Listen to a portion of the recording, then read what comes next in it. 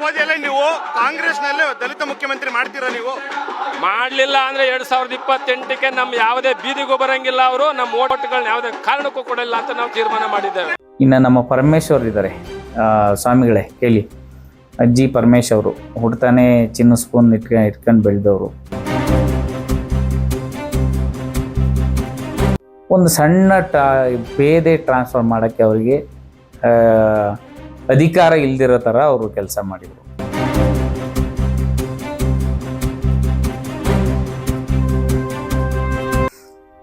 ಮಾದೇವಪ್ಪ ಅವ್ರ ಮನೆಗೆ ಹೋಗಿದ್ರಂತೆ ಒಂದ್ಸಲ, ಭಾಳ ತುಂಬ ನೊಂದು ಹೇಳ್ತಾ ಇದ್ರು. ಜೈ ಭೀಮ್, ಎಲ್ರಿಗೂ ನಮಸ್ಕಾರ. ನಾನು ನಾಗರಾಜ್ ಚಿತ್ತೂರ್, ಹಾಸನದಿಂದ ಭೀಮ ವಿಜಯ ಪತ್ರಿಕೆಯ ಸಂಪಾದಕ ನಾನು ಮಾತಾಡ್ತಾ ಇದ್ದೀನಿ. ಇವತ್ತು ಮಾತಾಡೋದಕ್ಕೆ ಒಂದು ಪ್ರಮುಖ ವಿಷಯನ ಇಟ್ಕೊಂಡು ನಾನು ಇಲ್ಲಿ ಮಾತಾಡ್ತಾ ಇದ್ದೀನಿ. ಈಗಾಗಲೇ ನಿಮಗೆ ಗೊತ್ತಿರ್ಬೋದು, ಸಿದ್ದರಾಮಯ್ಯನವರು ಅವರ ಬೆಂಬಲಿಗರ ಸರ್ಕಾರ ಇವತ್ತು ಕೆಳಗಿಳಿದು DKಶಿ ಅವರ ಸರ್ಕಾರ ಇವತ್ತು ಅಧಿಕಾರ ಮಾಡ್ತಾ ಇದೆ. ಇದ್ರ ಮಧ್ಯೆ ಇಡೀ ರಾಜ್ಯಾದ್ಯಂತ ಒಂದು ಹೋರಾಟ ನಡೀತಾ ಇದೆ. ಸನ್ಮಾನ್ಯ ನಮ್ಮ ಏನು ಉರಿಲಿಂಗ ಪೆದ್ದಿ ಮಠದ ಸ್ವಾಮೀಜಿ ಅವರಾದಂತಹ ಜ್ಞಾನಪ್ರಕಾಶ್ ಸ್ವಾಮೀಜಿಯವರು ದಲಿತರಿಗೆ, ಅದರಲ್ಲೂ ಕೂಡ ಮಹದೇವಪ್ಪನವರಿಗೆ ಮಂತ್ರಿಗಿರಿ ಕೊಡಬೇಕು ಅಂತ ಹೇಳಿ ಒಂದು ದೊಡ್ಡ ಚಳುವಳಿನ ರೂಪಿಸಿದ್ದಾರೆ. ಜೊತೆಗೆ ಭಾಳ ಆಕ್ರೋಶಭರಿತವಾಗಿ ನಿನ್ನೆ ಮಾತಾಡ್ತಾ ಇದ್ದಿದ್ದನ್ನು ನಾನು ಸೋಷಿಯಲ್ ಮೀಡಿಯಾದಲ್ಲಿ ನಾನು ನೋಡಿದೆ. ಅವರ ಆಕ್ರೋಶ ಎಷ್ಟು ಮಟ್ಟಿಗೆ ಅಂದರೆ, ನೀವೇನಾದರೂ ದಲಿತರಿಗೆ ನೀವು ಅದರಲ್ಲೂ ಮಹದೇವಪ್ಪನವರಿಗೆ ನೀವು ಕೊಡಲಿಲ್ಲ ಅಂದರೆ ಇಡೀ ರಾಜ್ಯದ ದಲಿತರೆಲ್ಲ ದಂಗೆ ಹೇಳ್ತಾರೆ. ದಲಿತರು ಅಂದರೆ ಎಲ್ಲ ದಲಿತರು ಅಲ್ಲ, ಬಲಗೈ ಸಮುದಾಯದ ದಲಿತರು ಎಲ್ಲ ದಂಗೆ ಹೇಳ್ತಾರೆ. ಅದೆಲ್ಲ ಆಗೋದ್ರ ಮೊದಲೇ ನೀವು ಅವರಿಗೆ ಕೊಡಿ ಎಂದು ಒಂದು ರೀತಿ ಸರ್ಕಾರಕ್ಕೆ ಅಥವಾ ಸಿದ್ದರಾಮಯ್ಯ ಅವರಿಗೆ, ಕಾಂಗ್ರೆಸ್ನ ಎಲ್ಲ ಹಿರಿಯರಿಗೆ ಒಂದು ಧಮಕಿ ಹಾಕೋ ಲೆವೆಲಲ್ಲೇ ಅವ್ರು ಮಾತಾಡಿದ್ದಾರೆ. ನನ್ನ ಪ್ರಶ್ನೆ ಇಷ್ಟೇ, ಸ್ವಾಮೀಜಿಗಳೇ, ಬಹುಶಃ ನಿಮಗೆ ಗೊತ್ತು, ನಾನು ನಿಮ್ಮನ್ನು ತುಂಬ ಹತ್ತಿರದಿಂದ ಬಲ್ಲೆ, ಹಾಗೆ ನಿಮ್ಮ ವಿಚಾರಗಳಿಂದ ಹೆಚ್ಚು ಪ್ರಭಾವಿತನಾಗಿದ್ದೇನೆ. ನಿಮ್ಮ ಬದ್ಧತೆ ಇವೆಲ್ಲವನ್ನು ಕೂಡ ನೋಡಿದ್ದೀವಿ. ನಮ್ಮ ಹಾಸನದಲ್ಲಂತೂ ನಿಮ್ಮನ್ನು ತುಂಬ ಸಾರಿ ಕರೀತಾರೆ. ಬೇಲೂರು, ಆಲೂರು, ಸಕಲೇಶ್ಪುರ, ಹೊಳೆನರಸೀಪುರ ಎಲ್ಲ ಕಡೆಗೂ ನಿಮ್ಮನ್ನು ಗೆಸ್ಟಾಗಿ ಕರೀತಾರೆ. ಅದು ಯಾವ ಮಟ್ಟಿಗೆ ಅಂದರೆ, ಅಂಬೇಡ್ಕರ್ ಜಯಂತಿ ಆಗಲಿ, ಮತ್ತೊಂದಾಗಲಿ, ಪ್ರತಿಭಾ ಪುರಸ್ಕಾರ ಆಗಲಿ, ಯಾರು ಬೇಕು ಅಂದರೆ ಜ್ಞಾನಪ್ರಕಾಶ್ ಸ್ವಾಮೀಜಿಯವರು ಬೇಕು ಅನ್ನೋದನ್ನು ಎಲ್ಲರೂ ಇದು ಮಾಡ್ಕೊಂಡು ಬೇರೆ ಬೇರೆ ಕಡೆನೂ ಕರೀತಾರೆ. ನೀವು ಒಂದಷ್ಟು ವಿಚಾರಗಳನ್ನು ಇಲ್ಲಿ ಎಲ್ಲರಿಗೂ ಬಿತ್ತರಿಸ್ತೀರಿ, ಹೋಗ್ತೀರಿ. ನನಗೆ ಈ ವಿಚಾರದಲ್ಲಿ ನಿಮ್ಮ ಬಗ್ಗೆ ಒಂದಷ್ಟು ಸಂಶಯಗಳಿವೆ. ಅದು ಏನಂದರೆ, ನೀವು ಎಲ್ಲವನ್ನೂ ಮಾತಾಡ್ತೀರಾ, ತುಂಬ ವಿಚಾರವಾದಿ, ಬಾಬಾ ಸಾಹೇಬ್ ಅಂಬೇಡ್ಕರ್ ಅವರ ಚಿಂತನೆಗಳನ್ನು ತುಂಬ ತಿಳ್ಕೊಂಡಿದ್ದೀರಾ. ನೀವು ಒಬ್ಬ ಸ್ವಾಮೀಜಿಯಾಗಿ ಕಾವಿ ಬಟ್ಟೆನೂ ಕೂಡ ನೀವು ತೊಟ್ಟಿದ್ದೀರಿ. ಕಾವಿ ಬಟ್ಟೆಗಿರ್ತಕ್ಕಂತಹ ಮಹತ್ವ ಏನು ಅದನ್ನು ಹಾಕೊಂಡು ಮಾತಾಡಿದರೆ ಎಷ್ಟು ಬೆಲೆ, ಹಾಕಳ್ದೇ ಮಾತಾಡಿದರೆ ಎಷ್ಟು ಬೆಲೆ ಅನ್ನೋದು ಕೂಡ ನಮಗರಿವಿದೆ. ಒಬ್ಬ ಪತ್ರಕರ್ತನಾಗಿ ನನಗರಿವಿದೆ. ಈಗ ನೀವು ದಲಿತರ ಸ್ವಾಮೀಜಿ, ಈಗ ಅದರಲ್ಲೂ ಬಲಗೈ ಸಮುದಾಯದ ದಲಿತರ ಸ್ವಾಮೀಜಿ, ಈಗ ನಮ್ಮ ಮಹದೇವಪ್ಪ ಪರ ನೀವು ಬ್ಯಾಟಿಂಗ್ ಮಾಡ್ತಾ ಇದ್ದೀರಾ ಸ್ವಾಮಿಗಳೇ. ಇದೇ ಮಹದೇವಪ್ಪನವರು ಕಳೆದ 3 ವರ್ಷದಿಂದ ಮಂತ್ರಿ ಆಗಿದ್ದರು. ಸಮಾಜ ಕಲ್ಯಾಣ ಇಲಾಖೆಯಂತಹ ದೊಡ್ಡ ಹುದ್ದೆಯಲ್ಲಿ ಒಂದು ಮಂತ್ರಿಗಿರಿಯನ್ನು ಮಾಡ್ತಾಯಿದ್ರು. ಗ್ಯಾರಂಟಿಗಾಗಿ ದಲಿತರ 22,000 ಕೋಟಿ ಹಣವನ್ನು ಇಟ್ಟು ಅದನ್ನು ಬೇರೆ ಬೇರೆ ಇದಕ್ಕೆ ಉಪಯೋಗಿಸ್ತಾ ಇದ್ದಾಗ ಖುದ್ದು ಮಹದೇವಪ್ಪನೇ ಹೇಳಿದ್ದಾರೆ, ಗ್ಯಾರಂಟಿ ಹಣನ, ದಲಿತರ SC PTSP ಹಣವನ್ನು ಗ್ಯಾರಂಟಿಗೆ ಉಪಯೋಗಿಸ್ತಾ ಇದ್ದೀವಿ, 22,000 ಕೋಟಿ. ಅದು ವರ್ಷ ಇಷ್ಟಿಷ್ಟೆಲ್ಲನೇ ಅದರಲ್ಲೂ ಕೂಡ ನಮ್ಮ ದಲಿತರಿಗೆ ಅದನ್ನು ಕೊಡ್ತೀವಿ ಅಂತಲೂ ಮಹದೇವಪ್ಪರು ಸಮರ್ಥನೆ ಮಾಡ್ಕೊಂಡ್ರು. ಆವಾಗ ತಾವೇನು ಮಾತಾಡಲಿಲ್ಲ. ಇದು ದಲಿತರು ಹಣ, ಇದನ್ನು ಮುಟ್ಟಿದರೆ ನೀವು ಸರಿ ಇರಲ್ಲ ಅಂತ ಯಾವತ್ತೂ ಮಾತಾಡಲಿಲ್ಲ ನೀವು. ಅದ್ರ ಜೊತೆಗೆ ನಾನು ಹೇಳೋದು, ಮಹದೇವಪ್ಪವರು ಮಂತ್ರಿಗಿರಿ ಆಗಿದ್ರು, ದಿನ ಮಂತ್ರಿ ಆದ ತಕ್ಷಣ ಏನಾಗುತ್ತೆ, ಅವರ ಮನೆ ಮುಂದೆ ಸಾವಿರಾರು ಜನ ಬರ್ತಾರೆ. ನಮ್ಮ ದಲಿತರು ಏನಿಲ್ಲ ಸ್ಕೀಮ್ಗಳು ಇಷ್ಟೇ ಇರೋದು, ಒಂದು 4-5 ಅಷ್ಟೇ. ಒಂದು ಅಂಬೇಡ್ಕರ್ ಭವನ, ಇನ್ನೊಂದು ಕೊಳವೆ ಬಾವಿ, ಇನ್ನೊಂದು ಸ್ವಯಂ ಉದ್ಯೋಗ, ಇನ್ನೊಂದು ಕಾರು, ಯಾವುದು ಸಾರಥಿ ಅಂತ ಅದೊಂದು ಯಾವುದೋ ಒಂದು ಕಾರು. ಇಷ್ಟು ಬಿಟ್ಟರೆ ನಮ್ಮ ದಲಿತರು ಇನ್ನೇನು ಬೇರೆ ಯಾವುದಕ್ಕೂ ಕೇಳಕ್ಕೆ ಹೋಗಲ್ಲ. ಇನ್ನೊಂದು ಹಾಸ್ಟೆಲಿಗೆ ಬಣ್ಣ ಹೊಡ್ಸೋದು, ಆಮೇಲೆ ಇನ್ನೊಂದು 2-3 ಯಾವೋ ಇದ್ದಾವೆ ಸಣ್ಣ ಪುಟ್ಟ ಕಾಂಟ್ರಾಕ್ಟ್ಗಳು, ಇವು ಮಾಡೋರಿಗೆ ಹೋಗ್ತವೆ. ಆ ಹೋದಂಥ ಸಂದರ್ಭದಲ್ಲಿ ನಿಮ್ಮ ಇದು ಹೇಗಿರುತ್ತೆ, ನಿಮ್ಮ ರಿಯಾಕ್ಷನ್ ಹೆಂಗಿರುತ್ತೆ, ನೀವು ಯಾರನ್ನು ಕರೆದು ಮಾತಾಡಿಸ್ತೀರಿ, ನಿಮ್ಮ ಮನೆ ಒಳಗೆ ಯಾರನ್ನು ಒಳಗೆ ಬಿಟ್ಕೋತೀರಿ, ಇನ್ನು ಉಳ್ದವ್ರನ್ನೆಲ್ಲ ಎಲ್ಲೇನೋ ಹಾಸನಿಂದ ಎಲ್ಲೆಲ್ಲೋ ಧಾರವಾಡ, ಬೀದರು, ಗುಲ್ಬರ್ಗ ಎಲ್ಲ ಕಡೆಯಿಂದ ಬಂದಿರ್ತಾರೆ ನಿಮ್ಮನ್ನು ನೋಡೋದಕ್ಕೆ. ನೀವು ಅವ್ರನ್ನ ಎಷ್ಟು ಮಾತಾಡಿಸ್ಬೇಕು, ಎಷ್ಟು ಮಾತಾಡಿಸ್ಬಾರ್ದು ಅನ್ನೋದು ನಿಮಗೆ ಗೊತ್ತು. ಅದನ್ನು ಮಾಡಿ ಹೋಗ್ತೀರಿ. ನಾನು ಬೆಳಿಗ್ಗೆ ಒಂದು ವಾಟ್ಸಪ್ಪಲ್ಲಿ ಒಂದು ಪೋಸ್ಟ್ ಹಾಕಿದ್ದೆ, ತುಂಬ ಕಮೆಂಟ್ಗಳು ಬರ್ತಾ ಇದ್ದಾವೆ. ಏನಂದರೆ ಡಾಕ್ಟರ್ ಜಿ ಪರಮೇಶ್ವರ್ ಅವರು ಮತ್ತು ಮಹದೇವಪ್ಪನವರ ಇವರಿಬ್ಬರು ದಲಿತರಿಗೆ ತುಂಬ ನೆನಪಿಡ್ಬೋದಂತಹ ಏನಾದರೂ ಇವರು ಮಾಡಿದ್ದಂಥ ಏನಾದ್ರು ಒಂದಿದ್ರೆ ತೋರಿಸಿ ಅಂತ ಹೇಳ್ಬಿಟ್ಟು ನಾನು ಹಾಕಿದ್ದೆ. ಅದಕ್ಕೆ ತುಂಬ ಕಾಮೆಂಟ್ಗಳು ಬರ್ತಾ ಇದ್ದಾವೆ. ಈಗ ನನ್ನ ಪ್ರಶ್ನೆ ಇಷ್ಟೇ, ಸ್ವಾಮೀಜಿ ಮತ್ತು ಮಹದೇವಪ್ಪ ಯಾಕೆ ಇದು ಹೇಳ್ತಾ ಇದ್ದೀವಿ ಅಂದರೆ, ಇವರೀಗ ಸದ್ಯಕ್ಕೆ ಬಲಗೈ ಸಮುದಾಯದ ಪ್ರತಿನಿಧಿಯಾಗಿದ್ದಾರೆ ಜ್ಞಾನಪ್ರಕಾಶ್ ಸ್ವಾಮೀಜಿಯವರು. ಸರ್ಕಾರದ ಮಟ್ಟದಲ್ಲಿ ಅವರು ಹೇಳಿದ ಕೆಲಸಗಳೆಲ್ಲವೂ ಕೂಡ ನಡೀತದೆ ಅಂತ ಇದೆ. ಆದರೆ ಒಂದು ಈ ಸಮುದಾಯ ಭವನ ಮತ್ತೊಂದು ಇವನ್ ಬಿಟ್ಟರೆ ಈ ಮಹದೇವಪ್ಪನವರು ಯುವ ಜನಾಂಗಕ್ಕೆ ಆರ್ಥಿಕವಾಗಿ ಸಬಲೀಕರಣಕ್ಕೆ ಮಗದೊಂದು ಈ ಥರದಕ್ಕೆ ಯಾವ ಹೊಸ ಯೋಜನೆಗಳನ್ನು ಮಾಡಿದರು? ಈ 22,000 ಕೋಟಿನ ಕೊಟ್ರಲ್ಲ, ಅದು ಎಲ್ಲಿ ಹೋಯಿತು? ಆಗ ಯಾಕೆ ಈ ಸ್ವಾಮೀಜಿಯವರು ಮಾತಾಡಲಿಲ್ಲ? ಈಗ ಪೂರ್ವಗ್ರಹ ಪೀಡಿತರಾಗಿ ನೀವು ಯಾವ್ರು ಹೇಳಿರ್ತಾರೆ, ದಲಿತರಿಗೆ ಇನ್ನು ಯಾವುದು ನಮ್ಮ ಮಹದೇವಪ್ಪರಿಗೆ ಮಂತ್ರಿಗಿರಿ ಕೊಟ್ಟಿಲ್ಲ, ನಾವೆಲ್ಲ ಒಂದಾಗೋಣ ಬನ್ನಿ ಅಂತೇಳಿ ಜಿಲ್ಲಾ ಮಟ್ಟದಲ್ಲಿ ಈಗ ಆಲ್ರೆಡಿ 1-2 ಸಭೆಗಳಾಗಿದೆ. ಅದು ಯಾರು ಸ್ಪಾನ್ಸರ್ ಮಾಡಿದ್ರು ಅಥವಾ ಏನು ಮಾಡಿದ್ರು ಗೊತ್ತಿಲ್ಲ ನನಗೆ. ಆದರೆ ನಮ್ಮ ದಲಿತರಿಗೆ ಅನ್ಯಾಯ ಮಾಡುತ್ತಿರುವ ಸರ್ಕಾರ DKC ಸರ್ಕಾರ ಅಂತ ಹೇಳಾಗಿದೆ. ಅಲ್ಲ, ನೀವೆಲ್ಲ ನಾವು ಬಂದಾಗ ನಿಮ್ಮ ಮನೆಗೆ ಬಂದಾಗ ಸರಿಯಾಗಿ ಒಂದು ಮಾತನ್ನು ಆಡಿಸ್ತೆ. ಯಾವ್ಯಾವ ಅಧಿಕಾರಿ, ಈಗ ಸಿದ್ದರಾಮಯ್ಯ ಅವರ ಸರ್ಕಾರ ಇತ್ತು, ಇಡೀ ರಾಜ್ಯದಲ್ಲಿ ಯಾವ ಆಯಕಟ್ಟಿನ ಸ್ಥಳಗಳಲ್ಲಿ ಯಾರ್ಯಾರಿದ್ದವರು ಅಂತ ಎಲ್ರಿಗೂ ಗೊತ್ತು.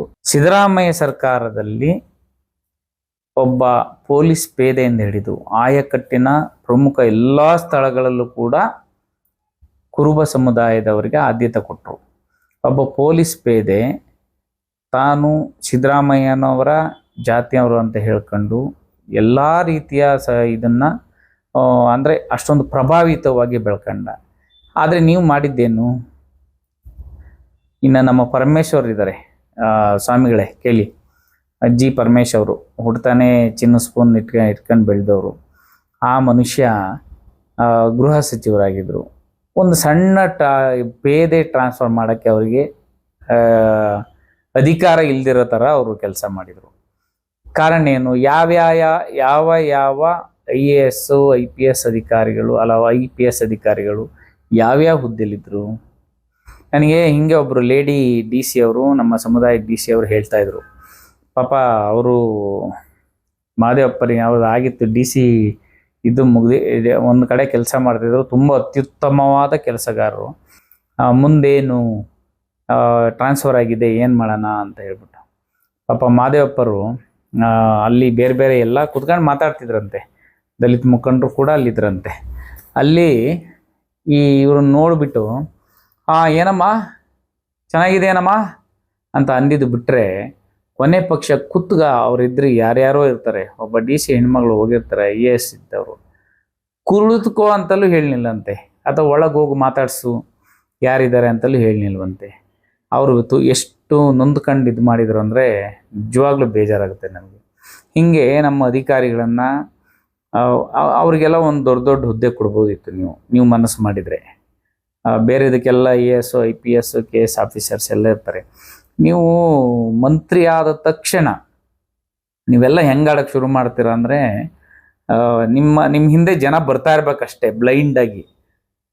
ನಮ್ಮ ಮಹದೇವಪ್ಪರು ಇದ್ದಾರೆ, ನಮ್ಮ ಪರಮೇಶ್ವರ್ ಇದ್ದಾರೆ, ಇದು ಬ್ಲೈಂಡಾಗಿ ಬರಬೇಕು. ನಾವು ತುಂಬ ಜನ ಕೇಳಿದ್ದೀನಿ, ದಿನಾ ಹೋಗ್ತಾರೆ, ವಾರಕ್ಕೊಂದ್ಸಲ ಅವ್ರ ಮನೆಗೆ ಹೋಗ್ತಾರೆ. ಏನಾರು ಹೋದ್ರೆ ಏನಾರು ಮಾಡ್ತಾರೇನ್ರಿ ಕೆಲಸ, ಬಿಡೋಣ ಅಲ್ಲಿ ಅಂತ ಕೆಲಸ ಸುಮ್ಮನೆ ಹೋಗೋದು ಬರ್ತೀವಿ ನೋಡೋದು ನಮ್ಮವ್ರು ಇದಾರಲ್ಲ ಅಂತ ಹೋಗ್ಲಿ. ಕರೆದೇನಾದ್ರು ಕೆಲಸ ಕೊಟ್ಟಿದಾರ 5 ಲಕ್ಷ 10 ಲಕ್ಷದ ಅಂತ ಕೇಳಿದ್ರೆ ಎಲ್ಲಿ ಕೊಡ್ತಾರಣ್ಣ ನಮಗೆ? ಅವ್ರು ಯಾರಿಗೆ ಕೊಡಬೇಕು ಅಲ್ಲೇ ಕೊಡ್ತಾರೆ, ನಮ್ದು ಏನಿಲ್ಲ. ಅಲ್ಲಿ ಹೋಯ್ತೀವಿ ಅಣ್ಣ ಒಂದ್ಸಲ ಮುಖ ತೋರಿಸ್ತೀವಿ ಬರ್ತೀವಿ ಅಂತಾರೆ. ಇದು ನಮ್ಮ ಸಮುದಾಯದ ಹುಡುಗರ ಅಥವಾ ನಮ್ಮ ಹಿರಿಯರ ನೋವು.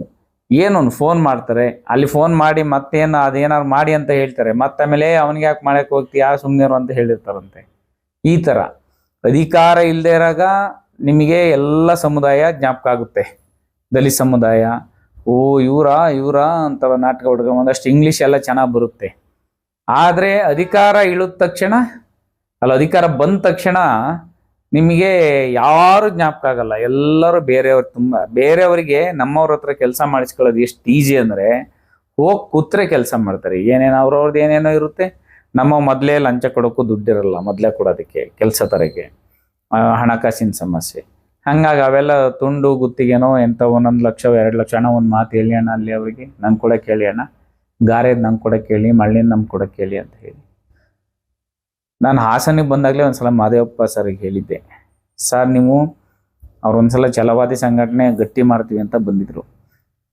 ಅವಾಗ ಹೇಳಿದ್ದೆ ನಾನು, ಸರ್ ನೀವು ಅವತ್ತೊಂದು 500 ಜನ ಇದ್ರು. ನಾನು ಅವತ್ತು ಮೈಕಲ್ಲಿ ಹೇಳಿದೆ, ಗುರುಗಳೇ ಸರ್ ನೀವು ಈಗ ಬಂದಿದ್ದೀರಲ್ಲ, ನೀವೇನಾರು ಮಂತ್ರಿ ಆದಾಗ ನಮ್ಮ 100 ಜನ ಹುಡುಗರನ್ನ, ನಮ್ಮ ಉಸ್ತುವಾರಿ ಸಚಿವರಾಗಿದ್ದರು ಮಾದೇವಪ್ಪರು, ಒಂದು 100 ಜನನ ಕಾಂಟ್ರಾಕ್ಟ್ PW ಮಿನಿಸ್ಟರ್ ಆಗಿದ್ರು ಅವಾಗ, ಕಾಂಟ್ರಾಕ್ಟರ್ ಮಾಡಿ ಒಂದೊಂದು ಲೈಸೆನ್ಸ್ ಮಾಡಿಕೊಟ್ಟು ಒಂದು 10 ಲಕ್ಷ 5 ಲಕ್ಷ ಹಾಕಿಕೊಟ್ಟಿದ್ರೆ ಇವತ್ತಿಲ್ಲಿ 10,000 ಜನ ಬಂದು ಸೇರೋರು. ನೀವೇನು ಮಾಡಲಿಲ್ಲ, ನಿಮ್ಮಿಂದ ಉಪಯೋಗ ಪಡೆದವರೆಲ್ಲ ಬೇರೆ ಸಮುದಾಯ ಇದ್ದಾರೆ. ಹಂಗಾಗಿ ನಿಮ್ಮ ಕೊಡುಗೆ ಏನು ನಮಗೆ ಅನ್ನೋದು ಇವತ್ತಿಗೂ ಕೂಡ ನನ್ನ ಪ್ರಶ್ನೆ ಆಗಿದೆ. ನಾನೇ ನಿಮ್ಮ ಹತ್ರ ಬಂದಿದ್ದೆ, ನೀವು ನನಗೆ ಅಧಿಕಾರ ಇಲ್ಲ ಅಂತ ಹೇಳಿದರು. ಅದಾದ ನಂತರ ಅಧಿಕಾರಕ್ಕೆ ಬಂದ್ರಿ. ಅಧಿಕಾರಕ್ಕೆ ಬಂದಾಗ ನೀವು 10ಕ್ಕೂ ಸೇರಿಸ್ಲಿಲ್ಲ ನಮ್ಮನ್ನು. ಅದು ಯಾರೋ ಶಿವರಾಮ್ ಮೂಲಕ ಹೋಗ್ಬೇಕಿತ್ತು, ಅವ್ರು ಹೇಳಿದರೆ ಸ್ಪಂದಿಸ್ಬೇಕಿತ್ತು. ಆವಾಗ ಅಧಿಕಾರ ಬಂದಿದ್ದಾಗಲೂ ನೀವೇನು ಮಾಡಲಿ, ಮತ್ತೆ ಅಧಿಕಾರ ಕಳ್ಕೊಂಡ್ರಿ. ಆಗಲೂ ಬಿಡಿ ಅದೇನಿಲ್ಲ, ಮತ್ತೆ ಅಧಿಕಾರ ಬಂತು. ಈಗ ನಾವು ನಿಮ್ಮನ್ನು ನೋಡೋಕ್ಕೆ ಬಂದಿಲ್ಲ ಒಂದಿನೂ. ಕಾರಣ ಏನಂದ್ರೆ ಅಲ್ಲಿ ಗೊತ್ತು ನಮಗೆ ಯಾರ್ಯಾರು ಅಲ್ಲಿ ಯಾರಿಗೆ ಕೆಲಸ ಆಗುತ್ತೆ, ಯಾರಿಗೆ ಕೆಲಸ ಆಗಲ್ಲ. ನಿಮ್ಮ ಅಕ್ಕಪಕ್ಕ ಇರೋಂಥ ಬಂಧು ಬಾಂಧವರೆಲ್ಲ ಫೋನ್ ಎತ್ತದೇ ಬಿಟ್ಟುಬಿಡ್ತಾರೆ, ಅಯ್ಯೋ ಇವ್ರು ಏನಾದ್ರು ಕೇಳ್ತಾರೆ ಅಂತ. ಹಾಗಾಗಿ ನನ್ನ ಪ್ರಶ್ನೆ ಇಷ್ಟೇ. ಹಾಗೆ ನಾನು ಇಲ್ಲಿ ಇಬ್ಬರನ್ನ ಮಾತ್ರ ನಾನು ತಗೊಂಡಿದ್ದೀನಿ. ಇವತ್ತು ನಾವು ಯಾರು ನಮ್ಮ ಪರಮೇಶ್ವರ್ ವಿಚಾರಕ್ಕೆ ಬಂದರೆ ಎಷ್ಟು ಜನ ನಮ್ಮವ್ರು ಸರ್, ಎಂತೆಂಥ ದೊಡ್ಡ ತುಂಬ ಇದಾಗಿರೋಂಥ ಆಫೀಸರ್ಸ್ ಇದ್ದಾರೆ. ಅವರಿಗೆಲ್ಲ ಆಯಕಟ್ಟಿನ ಸ್ಥಳಗಳೆಲ್ಲ ಇನ್ಸ್ಪೆಕ್ಟ್ರುಗಳು, ಆಮೇಲೆ DYSPಗಳು ಇವರೆಲ್ಲವ ಎಲ್ಲಿ ಅವರಿಗೆ ನೀವು ಇದೀರಾ ಏನಾರು ಒಂದು ಮಾಡ್ತಾರೆ ಅನ್ನೋದು ಒಂದಾರು ಇರುತ್ತೆ. ಕೊನೆ ಪಕ್ಷ ಸ್ವಜಾತಿ ಪ್ರೇಮ ಅಂತಲೂ ನೀವು ಟೀಕೆ ಮಾಡಿಸ್ಕೊಳ್ಳಿಲ್ಲ. ಎಷ್ಟು ಚಂದವಾಗಿ ನೀವು ಅಧಿಕಾರ ಮಾಡ್ತೀರಿ ಅಂದರೆ ಒಂದು ಫೋನು ಮಾಡಕ್ಕಲ್ಲ. ಯಾರು ಹೋಗಿ ಫೋನ್ ಮಾಡಿ ಅಣ್ಣ ಒಂದು ಮಾತು ಹೇಳಿ ಅಂದ್ರೆ ಫೋನ್ ಮಾಡ್ತೀರಾ?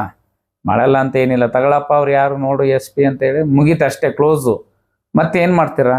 ದಲಿತರ ಮೇಲೆ ನಿರಂತರವಾಗಿ ದೌರ್ಜನ್ಯ ನಡೀತಾನೆ ಇದ್ದಾವೆ, ಊರಿಂದ ಬಹಿಷ್ಕಾರ ಹಾಕ್ತಾನೆ ಇದ್ದಾವೆ. ಆಮೇಲೆ ನಾನು ಕಷ್ಟಪಟ್ಟು ನಾನು ಇಂಥವೆಲ್ಲ ಅನುಭವಿಸಿದ್ದೀನಿ ಅಂತ ಇತ್ತೀಚೆಗೆ ಯಾವುದೋ ಒಂದು ಇದರಲ್ಲಿ ಸೆಷನಲ್ಲಿ ಮಾತಾಡಿದ್ರು, ಭಾಳ ಭಾವುಕರಾಗಿ ಮಾತಾಡಿದ್ರಿ. ನಿಮ್ಮನ್ನು ನೋಡಿದ್ರೆ ಹಂಗೆ ಅನ್ಸಲ್ಲ ಸರ್. ನೀವು ಯಾವ ಥರದಲ್ಲಿ ನೀವು ದಲಿತ ಅಂತ ನನಗೆ ಇವತ್ತರೆಗೂ ಗೊತ್ತಾಗಿಲ್ಲ ಉಪಮುಖ್ಯಮಂತ್ರಿಗಳೇ. ನನ್ನ ಇದಿಷ್ಟೇ, ಅಧಿಕಾರ ಇದ್ದಾಗ ಕೊನೆಯ ಪಕ್ಷ ಒಂದೊಂದು ಜಿಲ್ಲೆಗೆ ಹೋದಾಗ ಏನರಪ್ಪ ನಿಮ್ಮ ಸಮಸ್ಯೆ, ಬನ್ರಪ್ಪ ಲೀಡರ್ಸ್ ಯಾರಿದ್ದಾರೆ ಒಂದಷ್ಟು ಕರೀರಿ, ಕರೆದುಬಿಟ್ಟು ಮಾತಾಡಿ ಏನಾಗಿದೆ ನಿಮ್ಮ ಸಮಸ್ಯೆ ಅಂತ. ಕೇಳೋರಿಲ್ಲ. ನಾನಲ್ಲಿ SP ಹೇಳ್ತೀನಿ, DC ಹೇಳ್ತೀನಿ, DC ಹೇಳಿರಕ್ಕಲ್ಲ, SP ಹೇಳಿರಲ್ಲ, ಯಾರನ್ನು ಕೇಳಲ್ಲ. ಹಾಗಾಗಿ ನಮ್ಮ ದಲಿತರ ಪರಿಸ್ಥಿತಿ ಹೇಗಿದೆ ಅಂದರೆ, ಪರ್ಟಿಕ್ಯುಲರ್ ದಲಿತರದು ಬಂದಂಗೆ ಬಂದರು. ನಮ್ಮೊಬ್ಬರು ಮಂತ್ರಿ ಇದ್ದಾರೆ, ಆಗಿದ್ದಾರೆ. ಅದು ಬಿಟ್ಟರೆ ಬೇರೆ ಏನೂ ಇಲ್ಲ. ಅವರ ಏನು ಒಬ್ಬ ವ್ಯಕ್ತಿ ಅವನು ಆರ್ಥಿಕವಾಗಿ ಸದೃಢ ಆಗಲ್ಲ. ಕೊನೆಗೆ ಒಂದೊಂದು ಮನೆ ಕಟ್ಟಿಸ್ಕೊಳ್ಳೋಕ್ಕೆ ಎಷ್ಟು ಕಷ್ಟಪಡ್ತಿದ್ದಾರೆ, ಒಂದು ಜಮೀನು ಉಳಿಸ್ಕೊಳ್ಳೋಕ್ಕೆ ಎಷ್ಟು ಕಷ್ಟಪಡ್ತಿದ್ದಾರೆ. ಯಾರು ಬಂದು ದಲಿತರ ಜಮೀನಲ್ಲಿ ಎಷ್ಟು ಜನ ಉಳ್ತಾ ಇದ್ದಾರೆ, ಅದನ್ನು ಬಿಡಿಸ್ಕೊಳ್ಳಿ ಅಂದರೆ ಯಾರು ರಕ್ಷಣೆ ಕೊಡಲ್ಲ. ಅಂಥ ಪರಿಸ್ಥಿತಿ ನಾವು ಬಂದಿದ್ದೀವಿ. ಹಿಂಗಿರುವಾಗ ನಾವು ಯಾಕೆ ನೀವು ನಮ್ಮ ಮಂತ್ರಿ, ದಲಿತ ಮಂತ್ರಿ, ದಲಿತ ಸಮುದಾಯ. ನೀವು ಯಾಕೆ ಅದನ್ನ ಕ್ಲೈಮ್ ಮಾಡ್ತೀರ ನಮ್ಗೆ ಇನ್ನೂ ಗೊತ್ತಾಗ್ತಾ ಇಲ್ಲ. ನೀವು ಗೆದ್ಕ ಬರ್ತಿರೋದು ಕೂಡ ಎಲ್ಲವೂ ಕೂಡ ರಿಸರ್ವೇಶನ್ ಅಲ್ಲೇ. ನೀವು ರಿಸರ್ವೇಶನ್ ಇಲ್ದಲೆ ಪಾಪ ನಮ್ಮ ರಾಜಣ್ಣ ಒಬ್ರು ಗೆಲ್ತವ್ರೆ, ಅವರು ವಾಲ್ಮೀಕಿ ಸಮುದಾಯ, ಅವರು ಹಾಸನ ಮಂತ್ರಿ ಆಗಿದ್ರು. ಹಾಸನ ಮಂತ್ರಿ ಆದಾಗ ನೀವು ನಂಬ್ತೀರಾ ಬಿಡ್ತೀರಾ, ವಾಲ್ಮೀಕಿ ಸಮುದಾಯವನ್ನ ಎಷ್ಟು ಚೆನ್ನಾಗಿ ಬಳಸ್ಕೊಂಡ್ರು, ಅವ್ರಿಗೆ ಏನೇನು ಒಳ್ಳೇದು ಮಾಡಿದ್ರು ಅಂತ ನನಗೆ ಚೆನ್ನಾಗಿ ಗೊತ್ತು. ನಾವು ಹೋಗಿದ್ದೀವಿ, ಯಾವತ್ತು ಅವ್ರು ತಾರತಮ್ಯ ಅಂತೂ ಮಾಡಿಲ್ಲ. ಆದರೆ ಪರ್ಟಿಕ್ಯುಲರ್ ಆಗಿ ಆ ಸಮುದಾಯಕ್ಕೆ ಎಷ್ಟು ಮಹತ್ವ ಕೊಟ್ಟಿದ್ರು ಅನ್ನೋದನ್ನ ನನಗೆ ಗೊತ್ತದು. ಅದು ದಾಖಲೆ ಸಮೇತ ಕೊಡ್ತೀನಿ. ಆದರೆ ನೀವೇನು ಮಾಡ್ತೀರಿ?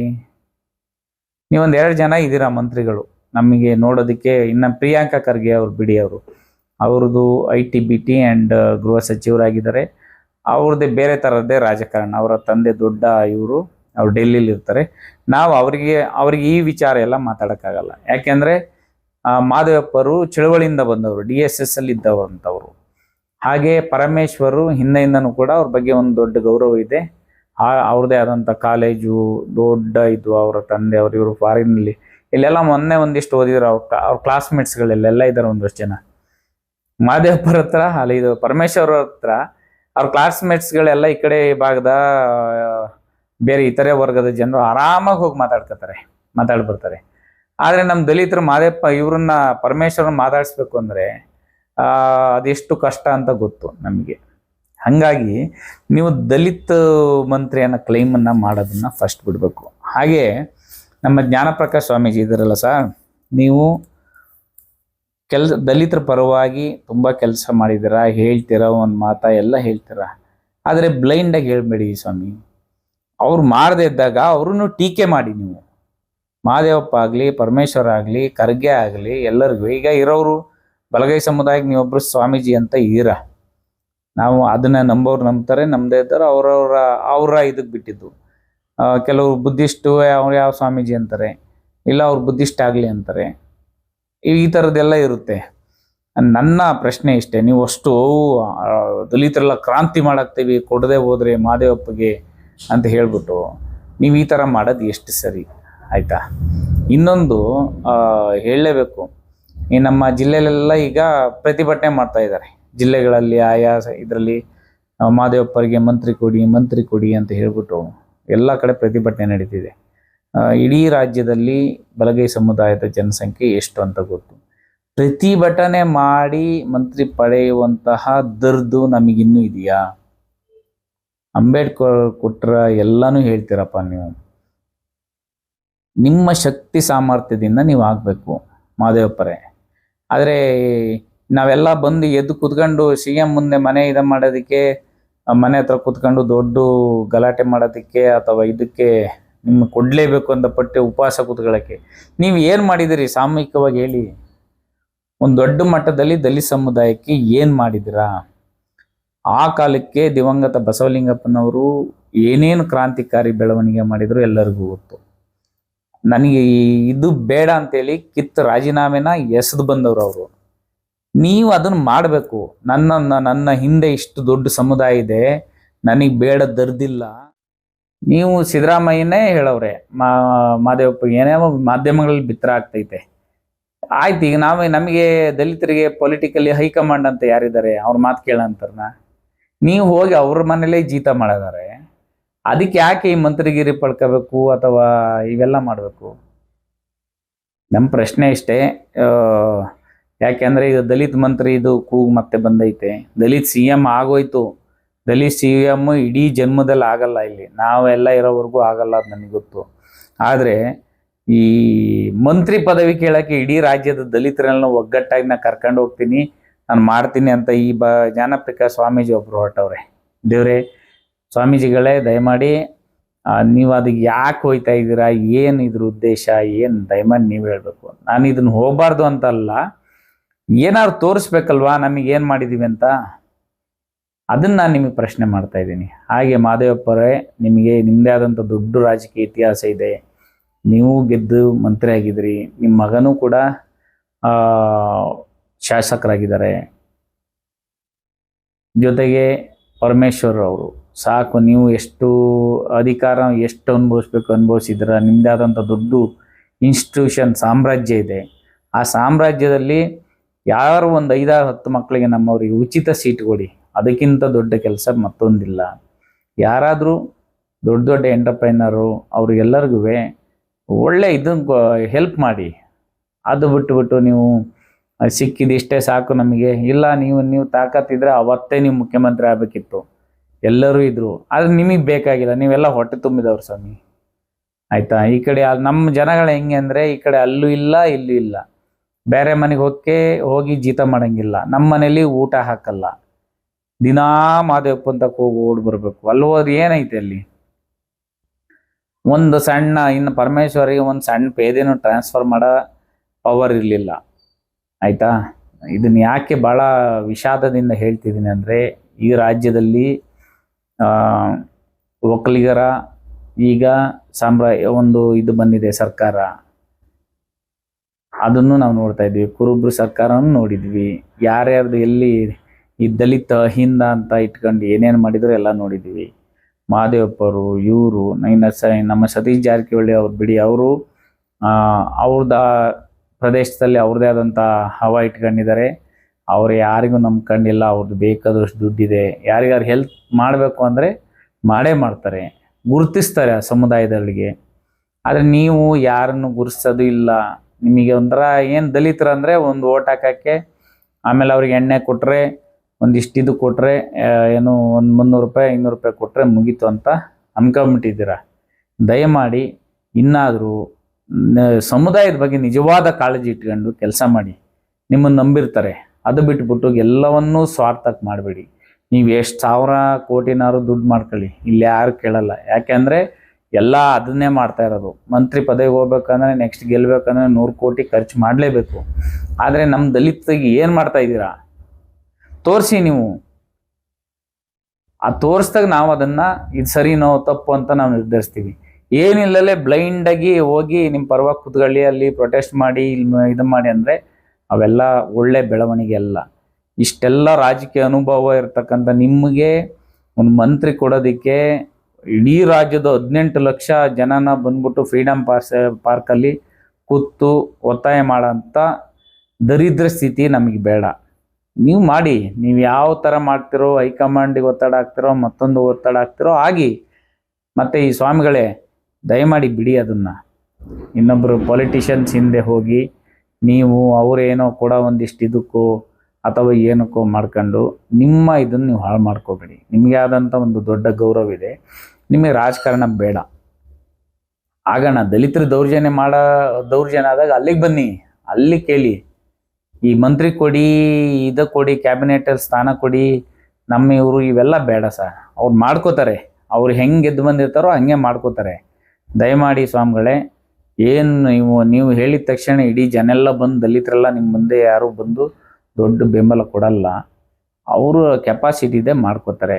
ಹಾಗಾಗಿ ಬಂಧುಗಳೇ, ನಾವು ದಲಿತರು ಯಾವಾಗಲೂ ಕೂಡ ಇಂಥವಕ್ಕೆ ನಮ್ಮ ಸಮಯನ ವ್ಯರ್ಥ ಮಾಡ್ಕೊಳ್ದಲೆ ನೋಡಿ ಯಾರು ಸರಿ ಇದ್ದಾರೆ, ಯಾರು ಸರಿ ಇಲ್ಲ, ನಿಮಗೆ ಜಡ್ಜ್ ಮಾಡೋ ಕೆಪಾಸಿಟಿ ಇದೆ. ಹಾಗಾಗಿ ಎಲ್ಲವನ್ನೂ ಬ್ಲೈಂಡಾಗಿ ನಂಬೇಡಿ. ಅವ್ರಿಗೆ ಏನು 500 ರೂಪಾಯಿ, 1 ಕ್ವಾರ್ಟರ್ ಎಣ್ಣೆ ಇಲ್ಲಿಂದ ಬಸ್ ಮಾಡಿಕೊಡ್ತಾರೆ, ಸ್ಟ್ರೈಕಿಗೆ ಹೋಗ್ತೀರಾ ಬರ್ತೀರಾ. ಆದರೆ ಇವ್ರದ್ದು ನೀವು ಈಗ ಕೆಲಸ ತಗೊಳ್ಳಿ. ನೀವು ಯಾಕೆ 1000 ಕೋಟಿನ ಕೊಡ್ತಾರಲ್ಲ, ಆಗ ಎಲ್ಲರಿಗೂ ಒಂದು 5 ಲಕ್ಷ 10 ಲಕ್ಷ ಈ ಥರ ಕೆಲಸ ಕೊಡಲಿ. ನಮ್ಮಲ್ಲೂ ಉದ್ಯಮಿಗಳಾಗಲಿ, ನಮ್ಮ ಹುಡುಗರು ದುಡ್ಡು ಮಾಡಲಿ, ಇವನ್ ಮಾಡಿ. ಅದನ್ನು ಬಿಟ್ಬಿಟ್ಟು ನಿಮಗೆ ಬೇಕಾದ ಮಾತ್ರ ದಲಿತ ಇದನ್ನು ಹೊಡೆದು ಇನ್ನು ಬಾಕಿ ಟೈಮಲ್ಲೆಲ್ಲ ನಮ್ಮನ್ನು ನಿರ್ಲಕ್ಷ್ಯ ಮಾಡೋಂಥದ್ದು, ಅಯ್ಯೋ ಬಿಡ್ರಿ ಅನ್ನೋದು, ಇವೆಲ್ಲ ಬೇಡ. ಹಾಗಾಗಿ ಮಾದೇವಪ್ಪರೇ, ನಿಮಗೆ ಕೆಪಾಸಿಟಿ ಇದೆ, ದೊಡ್ಡ ಮಟ್ಟದಲ್ಲಿ ಲಾಬಿ ಮಾಡಿ ಮಂತ್ರಿಯಾಗಿ. ಹಾಗೆ ಪರಮೇಶ್ವರ್ ಬಿಡಿ, ಅವರು ಉಪಮುಖ್ಯಮಂತ್ರಿ ಇದ್ದಾರೆ, ಅವ್ರಿಗೆ ಇಲ್ಲ ಅಂದರೂ ಕೊಡ್ತಾರೆ. ಅವರಿಗೆ ಅವ್ರದ್ದು ಅಷ್ಟೊಂದು ಕೆಪಾಸಿಟಿ ಇದೆ, ಅವ್ರು ಮಾಡ್ತಾರೆ. ಮತ್ತು ಆದರೆ ಸ್ವಾಮೀಜಿಗಳು, ನೀವು ಜನಕ್ಕೆ ತಿಳುವಳಿಕೆ ಹೇಳೋಂಥವ್ರು, ನಿಮ್ಮ ಅಪಾರ ಅಭಿಮಾನಿಗಳಿದ್ದಾರೆ, ಅವ್ರಿಗೆ ನೀವು ಹೆಸರು ತರಬೇಕು ಅಂದರೆ, ಅವರು ನಿಮ್ಮನ್ನು ನಂಬಬೇಕು ಅಂದರೆ, ಈ ಚಿಲ್ಲರೆ ಇದು ಚಿಲ್ಲರೆ ಬುದ್ಧಿಗಳು ಮಾಡ್ತಾರಲ್ಲ, ಅವ್ರ ಜೊತೆ ಹೋಗ್ಬಿಡಿ. ನಿಜವಾದ ಜಿನೈನ್ ಇಶ್ಯೂಗೆ ಹೋಗಿ. ಮಂತ್ರಿ ಪದವಿ ಕೊಡಿಸ್ಬೇಕಂತ ನೀವು ಹೋಗಿ ಅಲ್ಲೆಲ್ಲೋ ಕೂತ್ಕೊಳ್ಳೋದು ನಮಗಂತೂ ಒಳ್ಳೆಯದಾಗಿ ಕಾಣಿಸಲ್ಲ. ನೀವೆಲ್ಲವನ್ನು ಮೀರಿದವರು ನಮಗೆ ಗೊತ್ತು. ಹಾಗಾಗಿ ನಿಮ್ಮ ಜವಾಬ್ದಾರಿಗೆ ಅರಿತು ನೀವು ಮಾತಾಡಿ, ಏನೇನೋ ಬಾಯಿ ಬಂದಾಗ ಮಾತಾಡಬೇಡಿ. ನಿಮ್ಮಿಂದ ಎಲ್ಲ ಸಮುದಾಯ ಐತೆ ಅಂತ ಅನ್ಕೋಬೇಡಿ. ನೀವು ಪ್ರಜ್ಞಾವಂತರು ನಿಮ್ಮನ್ನೂ ವಿಮರ್ಶೆ ಮಾಡೋ ಅಂಥದ್ದು, ಟೀಕೆ ಮಾಡೋ ಅಂಥದ್ದು ಇಲ್ಲಿ ಬಾಬಾ ಸಾಹೇಬ್ ಅಂಬೇಡ್ಕರ್ ಅವರು ಕಲಿಸ್ಕೊಟ್ಟಿದ್ದಾರೆ, ಆಯಿತಾ. ಹಾಗಾಗಿ ಇದನ್ನು ಹೇಳಬೇಕು ಅಂತ ಭಾಳ ದಿನದಿಂದ ಇತ್ತು, ಇದನ್ನು ಹೇಳ್ತಾ ಇದ್ದೀನಿ.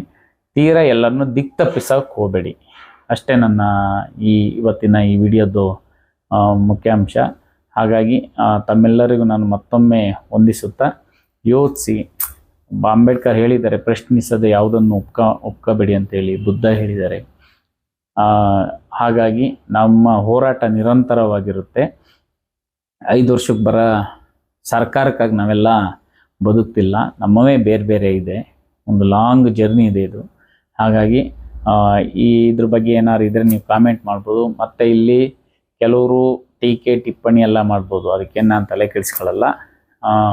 ಯೋಚನೆ ಮಾಡಿ ಯಾರಿಗೆ ಏನು ಮಾಡಬೇಕು, ಅಥವಾ ಕನಿಷ್ಠ ನಮ್ಮದೊಂದು ಆಕ್ರೋಶ, ಅಥವಾ ಯಾಕೆ ನಾವು ಇದು ಮಾಡ್ತೀವಿ ಅನ್ನೋದನ್ನು ಚರ್ಚೆ ಮಾಡಿ ನಂತರ ತೀರ್ಮಾನ ಮಾಡಿ. ಹಾಗಾಗಿ ನನ್ನ ಈ ವಿಡಿಯೋನ ಇಲ್ಲಿಗೆ ಮುಗಿಸ್ತಾ ಇದ್ದೀನಿ. ಎಲ್ರಿಗೂ ಧನ್ಯವಾದ. ಜೈ ಭೀಮ್, ಜೈ ಅಂಬೇಡ್ಕರ್.